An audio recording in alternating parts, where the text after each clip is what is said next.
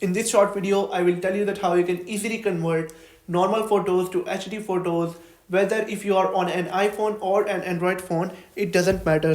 So that's quite simple and interesting. But before starting the tutorial, make sure that you have liked the video and make sure to hit that subscribe button for more interesting tutorials like this. So let's get started without wasting a single second. So guys, first of all, you will have to go to App Store and you will have to search for an application known as Remini, and once you will search it, it will appear in front of you on App Store, or you can also download it from Google Play Store. And this is the application. Once you have downloaded it, you will have to open the application and it will take some time to load. And once this application will appear, a page like this will appear in front of you.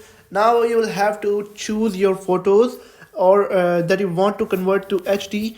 For example, I will select this photo from my phone's gallery, and you'll get an option of enhance. You'll simply have to click on it, and basically we are using a free version of this application. So we have to watch. We'll have to watch a ad to enhance our photo and make our photo HD. So you'll have to watch the ad for 30 seconds. And once you will watch the ad, the your picture will be converted to HD. Now you can see the result. This was before and after enhancing and adding more pixels to the photo. It looks like this.